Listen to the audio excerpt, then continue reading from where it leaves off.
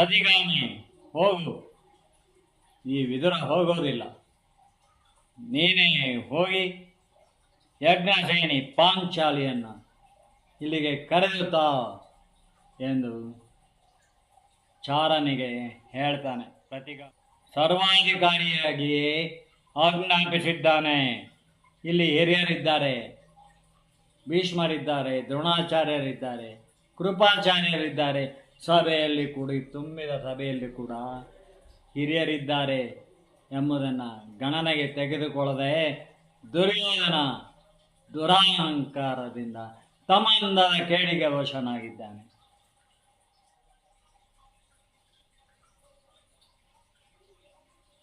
ಪ್ರತಿಗಾಮಿ ರಾಣಿ ವಾಸದೊಳಗೆ ಧಾವಿಸಿ ಬಂದವನೇ, ಅಮ್ಮ ದ್ರೌಪದಿ, ಧರ್ಮರಾಜರು ದ್ಯೂತದ ಮತ್ತಿನ ಮಂಕು ಕವಿದು ನಿನ್ನನ್ನು ಪಣ ಕೊಟ್ಟಿ ಸೋತಿದ್ದಾರೆ. ಈಗ ದುರ್ಯೋಧನ ನಿನ್ನನ್ನೇ ಸಭೆಗೆ ಕರೆತರಲು ಹೇಳಿದ್ದಾನೆ. ಅವನ ಆಜ್ಞೆ ಪಾಲಿಸಬೇಕಲ್ಲ. ಬಾ ಸಭೆಗೆ. ಕುಗ್ಗಿದ ನರಿಯಲ್ಲಿ ಹೇಳಿ ಪ್ರತಿಗಾಮಿ ವಿನೀತನಾಗಿ ನಿಂತಿದ್ದಾನೆ. ಧರ್ಮಪತ್ನಿಯನ್ನೇ ಪಣಕೊಟ್ಟು ವರೇನು?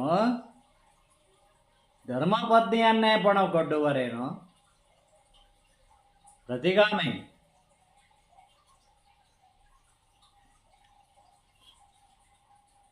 ಅಮ್ಮ, ಇದಕ್ಕೂ ಮೊದಲು ತನ್ನನ್ನು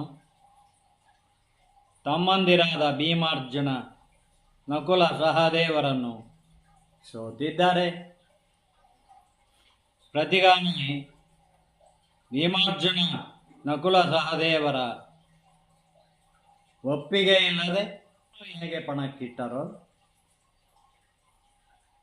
ಪ್ರತಿಗಾಮಿ ರಾಣಿವಾಸದೊಳಗೆ ಧಾವಿಸಿ ಬಂದವನೇ,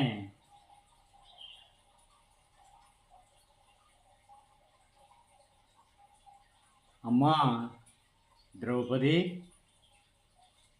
ಧರ್ಮರಾಜರು ದ್ಯೂತದ ಮತ್ತಿನ ಮಂಕು ಕವಿದು ನಿನ್ನನ್ನು ಪಣಕೊಟ್ಟಿ ಸೋತಿದ್ದಾರೆ.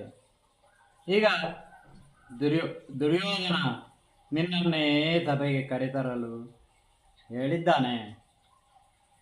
ಅವನ ಆಜ್ಞೆ ಪಾಲಿಸಬೇಕಲ್ಲ. ಬಾ ಸಭೆಗೆ. ನಾನು ಬಂದಿದ್ದೇನೆ, ಬಾ ಅಮ್ಮ.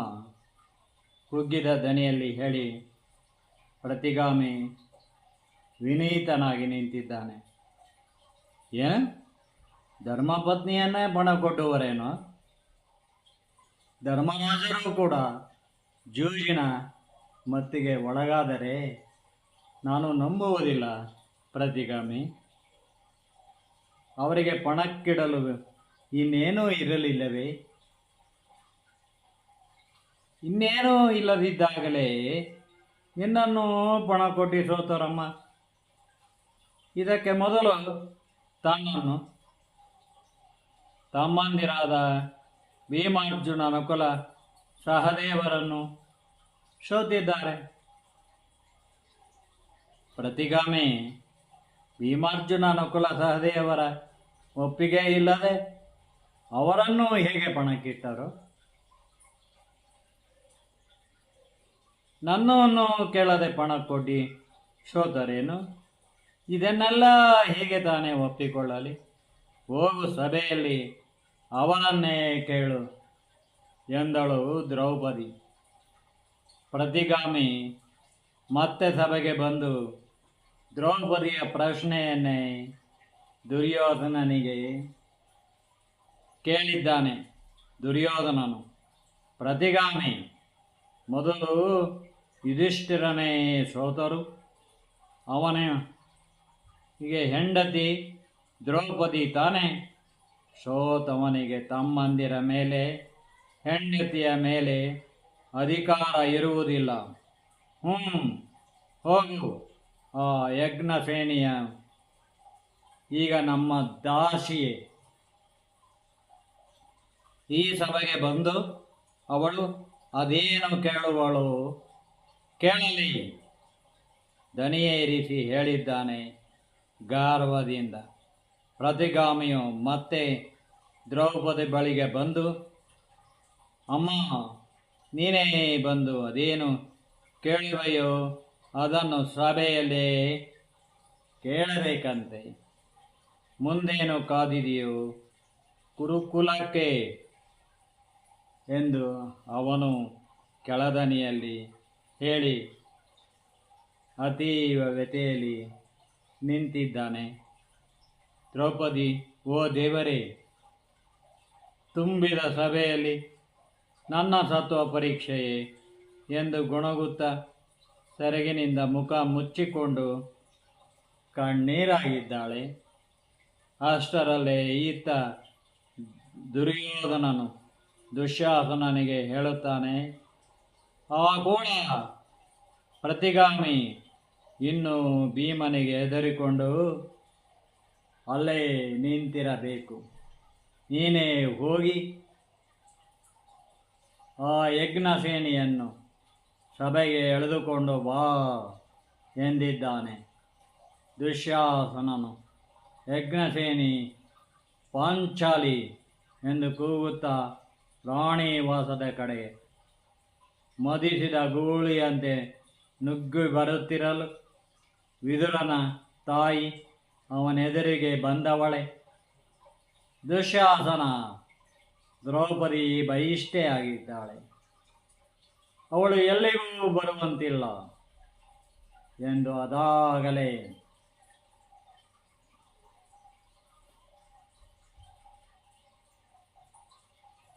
ಎಲ್ಲವನ್ನು ಕೇಳಿಸಿಕೊಂಡು ಆಕೆ ಗಟ್ಟಿಸಿ ಹೇಳಿದ್ದಾಳೆ ಹಿರಿಯಳಾಗಿ. ದುಶ್ಯಾಸನನು ಅದರಂತೆ ಈ ಅರಮನೆ ದಾಸಿಯರಲ್ಲಿ ಅವಳು ಒಬ್ಬ ದಾಸಿಯೇ, ನಾವು ಹೇಳಿದಂತೆ ಅವಳು ಕೇಳಬೇಕಷ್ಟೇ ಎಂದು ಅಬ್ಬರಿಸಿದ್ದಾನೆ.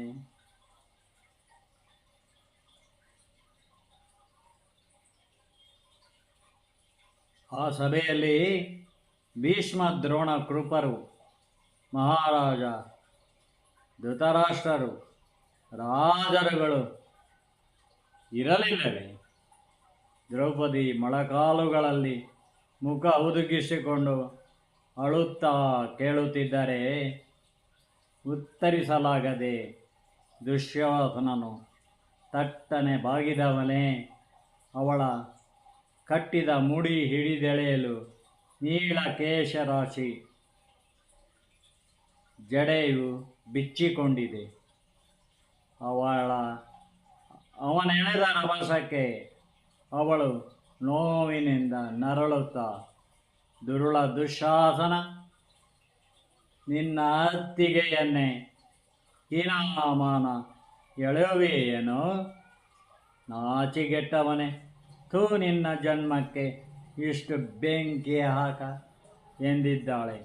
ಏಯ್ ಯಜ್ಞಸೇನಿ, ನೀನು ಐವರ ಹೆಂಡತಿ ಪಾಂಚಾಲಿ, ನಮಗೆ ಅದೇಗೆ ಅತ್ತಿಗೆಯೇ? ಬಾ, ಅದೇನನ್ನು ಕೇಳುವೆಯೋ ಸಭೆಯಲ್ಲೇ ನಿಂತು ಕೇಳು. ದುಶ್ಯಾಸನ ಗುಡುಗಿದ್ದಾನೆ. ವಿದುರನ ತಾಯಿ ಬಂದು ಅವನು ಹಿಡಿದ ದ್ರೌಪದಿಯ ನೀಳ ಕೇಶರಾಶಿ ಬಿಡಿಸಲೆತ್ನಿಸಿದ್ದಾಳೆ. ಅವಳ ವಯಸ್ಸಿಗೂ ಗೌರವ ಕೊಡದೆ ದುಶ್ಯಾಸನ ಅವಳನ್ನು ದೂರ ತಳ್ಳಬೇಕೇ?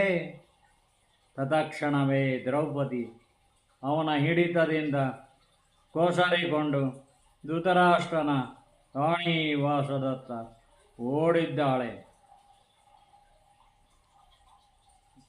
ಯಾವ ಹೆಣ್ಣು ತಾನೇ ತುಂಬಿದ ಸಭೆಗೆ ತನ್ನನ್ನು ಅವಮಾನಿಸ್ತಾರೆ ಅಂತ ಗೊತ್ತಾದಾಗ ಬರ್ತಾಳೆ ಹೇಳಿ? ಎಳೆಯಾಗಿ ಬಿಡ್ತಿದ್ದೇನೆ, ಮೂಲಕ್ಕೆ ಅಪಚಾರವಾಗದ ಹಾಗೆ. ಅಲ್ಲೂ ಕೂಡ ಹೀಗೇನೇ ಇರೋದು. ಇದು ಆಧುನಿಕ ಪರಿಭಾಷೆಯಲ್ಲಿದೆ. ಆಗ ಕನ್ನಡ ಇನ್ನೂ ಮುಂದುವರೆದಿರಲಿಲ್ಲ. ರಾಣಿವಾಸದತ್ತ ದ್ರೌಪದಿ ಓಡಿದ್ದಾಳೆ. ಅವಳ ಬೆನ್ನಿನ ಉದ್ದಕ್ಕೂ ಇಳಿದ ಜಡೆಯ ನೀಲ ಕೇಶವು ಹಾವಿನ ಹೆಡೆಯಂತೆ ನಿತಂಬದ ಮೇಲೆ ಅತ್ತಿತ್ತ ಓಡಾಡುತ್ತಿರಲು ಅದನ್ನು ಮತ್ತೆ ಹಿಡಿದೆಳೆಯುತ್ತಾ ಅವಳನ್ನು ಬಲವಂತದಿಂದ ಸಭೆಗೆಳೆದು ತರುತ್ತಿರುವಾಗ, ನಾನೇಕೆ ಹೆದರಲಿ, ನಡೆಯೋ ಎಂದು ದಾವಾನೆಲ ಪುತ್ಕರಿಸಿದಂತೆ ಭರದಿಂದ ಸಭೆಗೆ ಬಂದು ನಿಂತಿದ್ದಾಳೆ ದ್ರೌಪದಿ. ಮಹಾರಾಜ ಧೃತರಾಷ್ಟ್ರ, ಇದೇನೀ ಕುಲಪಾತಕ ಕೃತ್ಯ, ನಿಲ್ಲಿಸಿರಿ. ಸೆರಗು ಎದೆಗವಚ್ಚಿ ಹಿಡಿದು ಸಭೆಯತ್ತ ತೀಕ್ಷ್ಣ ನೋಟ ಬೀರಿ ಗಟ್ಟಿಸಿ ಕೇಳಿದ್ದಾಳೆ ದ್ರೌಪದಿ. ದುಶ್ಯಾಸನ, ಈ ಯಜ್ಞಸೇನಿಯು ಈಗ ನಮ್ಮ ದಾಸಿಯಷ್ಟೇ. ಅವಳನ್ನು ನನ್ನೆದುರಿಗೆ ಎಳೆದು ನಿಲ್ಲಿಸು ಎಂದು ತನ್ನ ತೊಡೆ ಕುಣಿಸುತ್ತಾ ಹೇಳಬೇಕೇ ದುರ್ಯೋಧನ?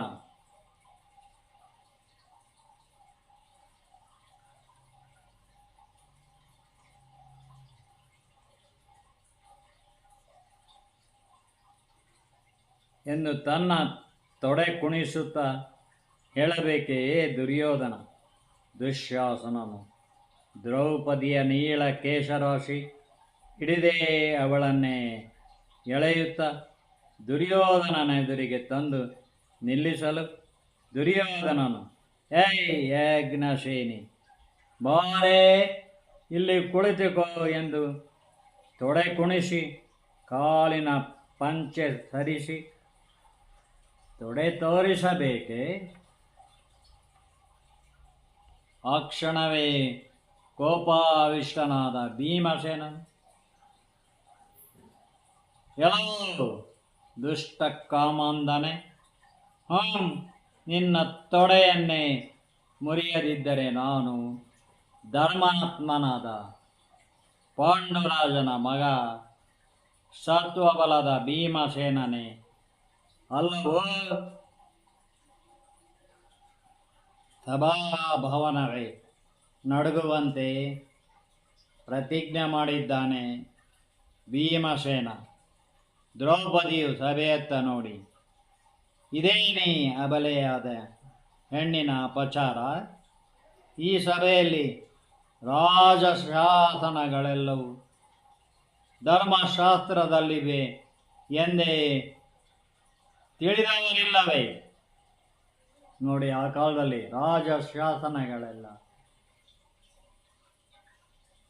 ಧರ್ಮಶಾಸ್ತ್ರದಲ್ಲೇ ಇದ್ದವು. ಆದರೂ ಇಂಥ ಅವಹೇಳನದ, ಅಪಚಾರದ ದುರ್ನಡತೆ ದುರ್ಯೋಧನನಿಂದ.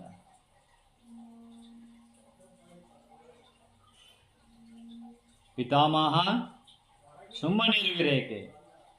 ಈ ಘೋರ ಅಪಚಾರ ನಿಲ್ಲಿಸಿ ಎಂದಿದ್ದಾಳೆ. ಭೀಷ್ಮರು, ಅಮ್ಮ ದ್ರೌಪದಿ, ಧರ್ಮನಂದನನಿಗೆ ಶಕುನಿಯು ಮೋಸದಿಂದ ದಾಳ ಹಾಕುವುದು ತಿಳಿದು ಜೂಜಿನ ಮತ್ತಿನಿಂದ ಹೊರಬಂದು ಆಟ ಬಿಟ್ಟೆದ್ದೇಳಲಿಲ್ಲ. ಧರ್ಮ ಸೂಕ್ಷ್ಮವೇ. ಇಲ್ಲಿ ಬಲಿಷ್ಠನಾದವನು ನಡೆದುಕೊಂಡದ್ದೇ ಧರ್ಮ ಎನ್ನುತ್ತಿದ್ದಂತೆಯೇ ಸಭೆಯಲ್ಲಿದ್ದ ಸಹೃದಯಿಗಳೆಲ್ಲರೂ ಇದೇನಿದೀ ಕುರುಕುಲದ ವಿಚಿತ್ರ ಅಂತಃಕಲಹ ಗೊಣಗಿದ್ದಾರೆ. ಪಿತಾಮಹ, ನೀವು ಮುತ್ಸದ್ದಿ, ಯಾರೆಲ್ಲರಿಗೂ ಒಳಿತು ಕೆಡುಕುಗಳನ್ನು ಹೇಳುವ ಭೀಷ್ಮಾಚಾರ್ಯರು, ಒಬ್ಬ ದೈನೇಸಿ ದಾಸಿಯನ್ನಾಗಲಿ ಒಬ್ಬ ವೇಶ್ಯೆಯನ್ನಾಗಲಿ ಹೀಗೆ ಹೀನಾಯವಾಗಿ ಸಭೆಗೆಳೆದು ಇನ್ನೆಂದೂ ಯಾರೂ ನಡೆಸಿಕೊಂಡಿಲ್ಲ, ಮುಂದೆಯೂ ಯಾರೂ ನಡೆಸಿಕೊಳ್ಳುವುದಿಲ್ಲ. ಈ ಹೇಯ ಕೃತ್ಯ ನಿಲ್ಲಿಸಿರಿ, ದನಿ ಏರಿಸಿ ಹೇಳಿದ್ದಾಳೆ. ಭೀಷ್ಮರು, ದ್ರೌಪದಿ, ಕಲಿಗಾಲ ಪ್ರಾರಂಭವಾಗಿದೆ.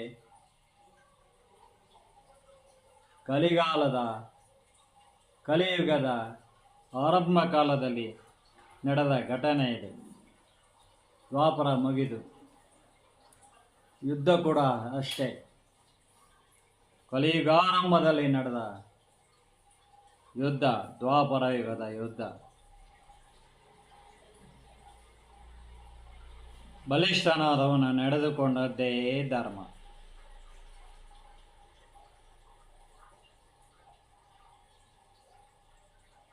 ಭರತ ಕುಲವೆಂದೇ ಹೆಸರಾದ ಕುರುಕುಲಕ್ಕೆ ಕೊನೆಗಾಲವೇ ಎಂದು ತಲೆ ತಗ್ಗಿಸಿದ್ದಾನೆ ಭೀಷ್ಮ.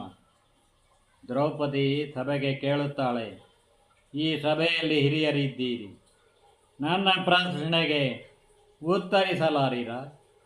ನನ್ನ ಪತಿ ಧರ್ಮರಾಯರು ಕಪಟ ಅರಿಯದವರು, ತನ್ನಂತೆ ಯಾರೆಲ್ಲರೂ ಒಳಿತನ್ನೇ ಬಯಸುವವರು, ತನಗೆಂದಿಗೂ ಯಾರು ಕೇಡು ಬಗೆಯರೆಂದೇ ಭಾವಿಸುವ ಸಂಭಾವಿತರು.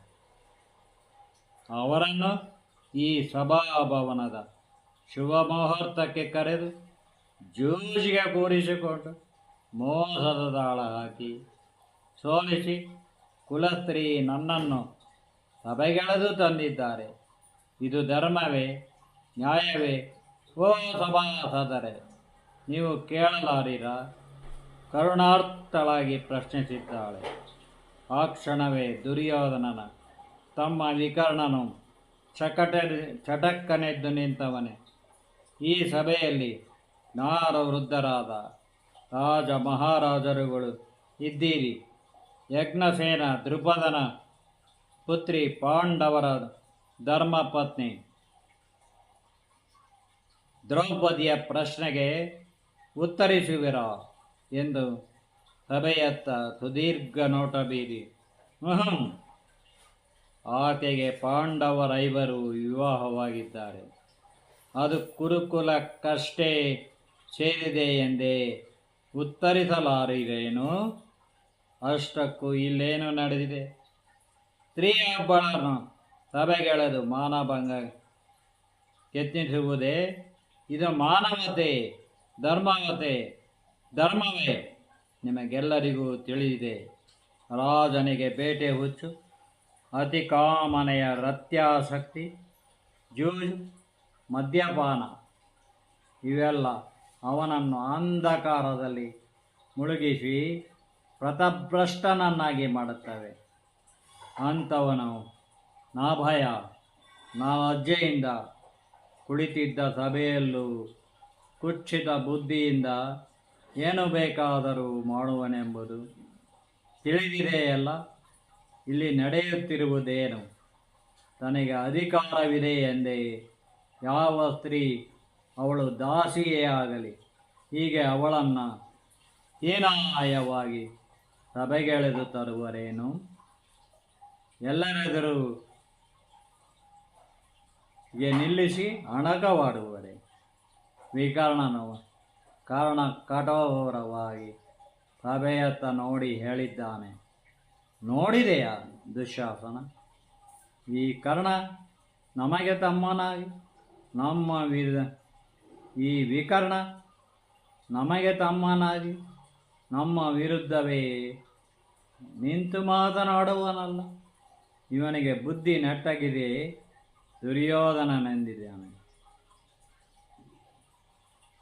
ಯಾರ ಬುದ್ಧಿ ಹೇಗಿದೆ ಎಂಬುದನ್ನು ಈ ತುಂಬಿದ ಸಭೆ ನೋಡುತ್ತಿದೆ. ದುರ್ಯೋಧನ, ಹೇ ಶಕುನಿ, ನೀವಿಬ್ಬರು ದ್ರೌಪದಿಯ ಶೀಲ ಪಾವಿತ್ರತೆ ಶಂಕಿಸಿ ಅವಳನ್ನು ಪಣಕ್ಕೊಡ್ಡಲೆಂದೇ ಯುಧಿಷ್ಠಿರನ ಸ್ವಾಭಿಮಾನ ಕೆಣಕಿದರೇಕೆ? ಪಾಂಡವರ ವ್ಯಕ್ತಿತ್ವ ಪಾವಿತ್ರತೆ ದಾಂಪತ್ಯದ ಸ್ವಂತ ವಿಷಯವನ್ನು ಅವರ ಧರ್ಮ ಪತ್ನಿಯನ್ನು ಸಭೆಗೆಳೆದು ಕೆದಕುವುದೇನು? ಯುಧಿಷ್ಠಿರನು ಶಕುನಿ ತನಗೆ ಭಾವನೆಂಟನೆಂದೇ ಅವನನ್ನು ಎಚ್ಚರಿಸಿ ಆಟಕ್ಕೆ ಕುಳಿತು ತನ್ನ ಸರ್ವಸ್ವವನ್ನು ಸೋತನು. ಶಕುನಿಯು ಈ ಕೊನೆಯ ಗಡಕ್ಕೆ ಮೋಸದ ದಾಳ ಹಾಕಬಾರದೆಂದೇ ಮತ್ತೆ ಎಚ್ಚರಿಸಿ ದ್ರೌಪದಿಯನ್ನು ಪಣಕೊಟ್ಟಿದ್ದನ್ನು ಸಭೆ ನೋಡಿದೆ. ಕುತಂತ್ರಿ ಶಕುನಿ ಮತ್ತೆ ಮೋಸದ ದಾಳ ಹಾಕಿ ಗರವನ್ನು ಗೆದ್ದಿದ್ದಾನೆ. ದುರ್ಯೋಧನ, ದ್ರೌಪದಿ ಕುಲಸ್ತ್ರೀ, ನಿನಗೂ ಅತ್ತಿಗೆಯೇ, ನಿಲ್ಲಿಸು ಈ ಅಪಚಾರ. ವಿಕರ್ಣನು ಗರ್ಜಿಸಿದ್ದಾನೆ.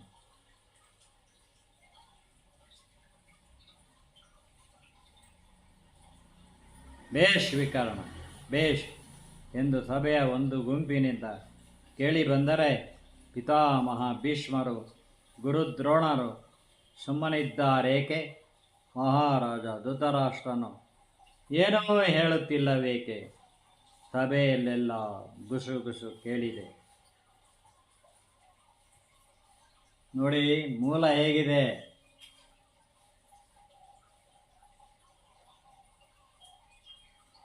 ಬೊಗಳೆ ಬಿಡೋದು ಯೂಟ್ಯೂಬಲ್ಲಿ ದಂಧೆ ಮಾಡಲಿಕ್ಕಷ್ಟೇ ಸೀಮಿತ. ಇದು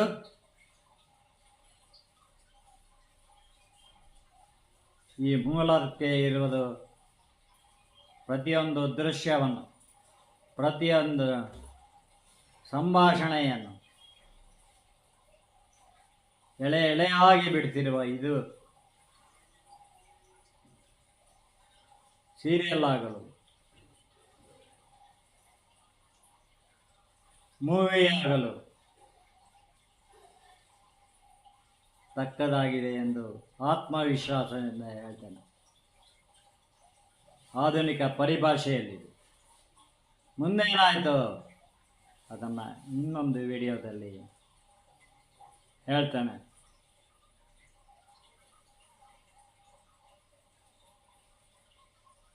ಏನೇ ಹೇಳ್ತಾರೆ